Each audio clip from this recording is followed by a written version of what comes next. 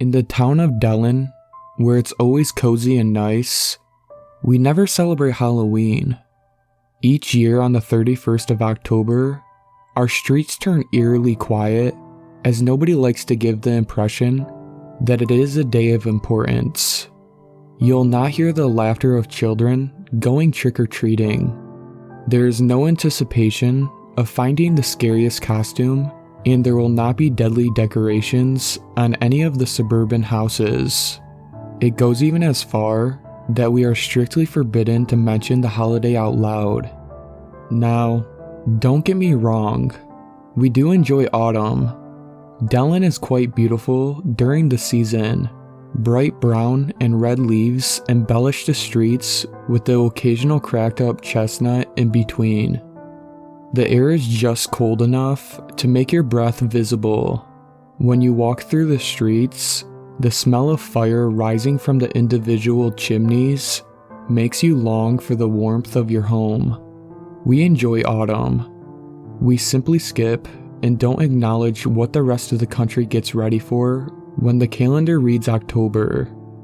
When I was even younger than now, I never understood what was so terribly bad about this holiday as to forbid it altogether. The people in our town weren't particularly religious or conservative in any way. We celebrated every other holiday in the most cheerful manner, and I could even swear I once found a photo of my own mother dressed like a skeleton. It seemed unfair to me that apparently there was a time in which they enjoyed the season fully. Now, it was the dullest time of the year. When I secretly watched a Halloween movie while my parents were away, I would get incredibly frustrated, as it was plainly obvious that Dellen had the perfect atmosphere for the season, and the atmosphere only got more fitting when the pumpkins arrived.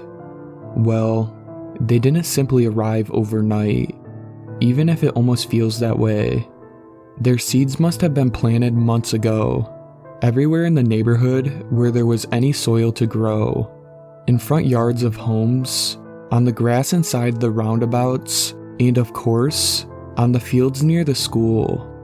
Everywhere you went, you could see the green plants making their way out of the dirt. At first, we weren't entirely sure what exactly was growing there. Nobody minded though.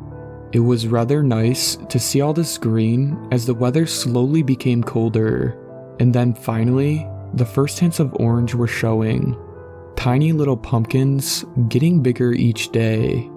There were probably a dozen showing from the window of our kitchen alone.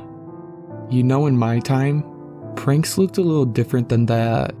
My father laughed as we both looked outside on the first morning of October. You think it was a prank? Now, I haven't heard of the neighborhood committee planning anything like this, so I assume it was some bored teenagers. Were you possibly involved, Charlie? He winked at me. I shook my head. I kinda like it though. Maybe we could bring one inside, I carefully asked. There was nothing wrong with pumpkins after all. We had used them before for soup or pie, though they never looked quite like these. Usually, Dad would get butternut squash or those green ones. The one I had my eyes on, however, had just the perfect size and form for carving a nasty face inside. Of course, I couldn't mention my intentions to my parents. Maybe we could make some pie late. I stopped speaking as I felt a cold touch on my shoulder. It was my mom's hand. Her face even looked paler than usual, and she had a worried look in her eyes. She had been so silent, I didn't even hear her approach. "They are multiplying," she whispered. Dad chuckled a little. "Susie, they're just pumpkins. They've been growing for a while now. It has nothing to do with..." He stopped speaking as the ice-cold stare of my mother instructed him to. She shook her head and seemed all warm and friendly again. "Come on, honey. You should get going. School's about to start." Pumpkins became the #1 conversation item in our town. Some neighbors were wary of the so-called prank, just like my mother, perhaps as it reminded them of the forbidden holiday. Most, however, seemed delighted by the gift of autumn. It didn't take long until the first ones started to harvest the pumpkins before they would start to ripen and mold. Miss Finley, the old lady that lived opposite to us, had taken all the ones that were growing in front of her house. When she opened the door, a sweet smell would escape, and her porch was decorated with different sized pumpkins. I begged my mother to do the same. We didn't even have to carve them, but every time I even brought up the subject, her face would darken and she would distract from the subject. Dad had given up as well, and so we started ignoring the pumpkins. My parents stopped caring about the subject altogether, or so it seemed, but it wasn't just our street that had turned full of them. They were all around our little town. Restaurants started using the flesh of the vegetable in new dishes. There were hot and even cold drinks created with them. And the small candy store in town even started making pumpkin caramels. They were omnipresent. I didn't want to disobey my mother. For some reason, this whole situation was turning her a little strange, and she was even more strict than usual. Still, those were only pumpkins. They had nothing to do with Halloween, and I had a hard time going along with her weird and illogical ways. At home, I would not speak of it, but I happily accepted the candy sample me and my friend Ben got from the candy maker. It was unbelievably good. We even got some pumpkin biscuits at the bakery on our way back from school. As unusual as it sounds, a part of me believed that maybe they would have an effect on me. Maybe something awful would happen to me, but of course, none of that came true. They were only pumpkins after all. I felt just as healthy and happy. My stomach was simply a little bit fuller. However, while I couldn't sense any difference in myself, there sure was something changing on our streets. I noticed the first time at night. It must have been past 2 a.m. when there was rattling noises coming from just outside my window. Next thing, I suddenly heard steps, accompanied by quiet laughter and giggling. My body and mind were heavy from sleep, and so it took me a moment to realize I was not dreaming. My body froze at the unusual sounds, but I told myself it had to be some drunk kids stumbling back home. Although our street was normally so quiet that you'd hear your own breath, I slowly opened an eye and I could swear I saw some light outside. It looked warm and bright, as if there were candles lit up. I closed my eyes again and told myself to go back to sleep, but I was too curious at that point. I climbed out of bed and tiptoed towards the window, making sure to stay down low. I peeked outside, but was surprised to see nobody on the streets. The only light was coming from the opposite side of the street, Miss Finley's home. I found it quite unusual that she was awake at this time of night, but then I noticed that she wasn't inside. She was hunched down in our front yard with a knife in her hand. She was cutting off a pumpkin, the one I had my eyes on the other day, and then out of nowhere, she moved her head up to where I was standing. I was inside a dark room. There is no way she saw me, but I could swear I felt her eyes piercing through me. I always found Miss Finley rather scary. She was mean and used to shout at me and my friends whenever we played outside. This was a whole new experience, however. I quickly ducked down and crawled back to bed. I closed my eyes and tried to forget what I just witnessed. I didn't speak to my parents about what had happened and told myself it had been nothing but a strange dream. I almost forgot about it until there was a ring at the door. Without thinking, I went to the front door and opened the door, only to be greeted by the yellow smile of Miss Finley herself. In her hands, she was holding a hot pumpkin pie. "Hello, dear. I was baking all morning and thought I'd bring you some. It fits the season, doesn't it?" she said and winked at me. I didn't know what to respond, but luckily my mother had appeared behind me. "Oh, what a lovely pie, Miss Finley, though that wasn't necessary at all. You see, I'm actually quite allergic to pumpkin, but thank you." She had her hand on the door, ready to close it. I could tell my mom was trying to be polite, but she seemed even more freaked out than me. Maybe she had seen the same thing as me last night. "Oh, nonsense. Let your child and husband enjoy it," she promptly responded. The pie did smell amazing, sweet, and with just a dash of cinnamon. My mother hesitated, but Miss Finley handed the tray over with such determination she had no other chance than to accept. She then turned around and walked back to her home without another word. Mom shut the door and walked to the kitchen with the pie. She opened the trash can and threw it away. "Do not talk to that woman again. Understood?" she said towards me. I nodded. "Mom, what the hell is going on? I saw her last night outside." "What did you see? Was it just her, or did you see anyone else?" she almost shouted.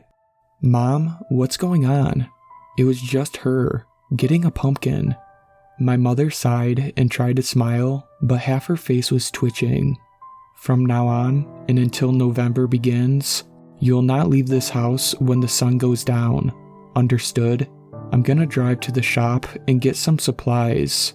Stay here and wait for your dad, alright?" She didn't even wait for my answer. I had no idea what was going on with her, but she wouldn't listen to any of my questions and basically stormed out the door. Mom wasn't back until the afternoon when the sun was slowly starting to set. It seems she had talked to my dad, however, because as soon as she was inside, they started preparing our home. They put locks on all windows and doors and put dark fabric over all our windows. "What is happening? Can you please talk to me?" I almost cried. I had never seen my parents this way. I felt like they were surely losing their minds. "Listen, Charlie, there is a reason we never celebrate this month in Dellen. It's because when we do, there is someone else joining us. Someone we never want to see," my father whispered. "It seems someone invited them to come back, honey. But don't worry, they'll be gone soon." That's all the information I got from my parents. I had no idea what was going on, but after everything was finished, they went back to being almost normal.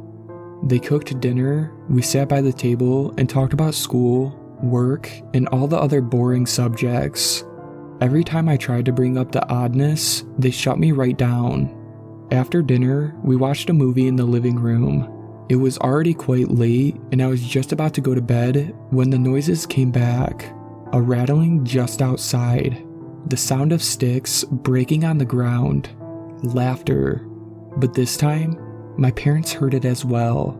Mom's eyes shot wide open. She held a finger to her lips, signaling me to be quiet. Even Dad seemed to be shaking.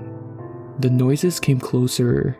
This time, it couldn't possibly just be Miss Finley. I heard different people giggling. They almost sounded like children. The sound was now right behind our door. First, there was scratching, and then a loud knock, and another one, and another one. We stayed quiet and still, but it wouldn't stop. Somebody was knocking at the windows now. I wanted to believe that it was just a prank, but from the face of my mother, I could tell that it was something much worse. I don't know how much time had passed when the noises finally stopped, and I dared to speak again. "If you knew this would happen, why didn't we leave?" I asked. My mother had tears in her eyes when she answered, "Because we can't." When morning arrived and my parents finally removed the fabric from the windows, I couldn't believe what kind of stupidity they pulled me into last night. I was scared shitless at night, but now I couldn't understand what on earth they were thinking, and ultimately believed that my parents were actually the ones screwing with me.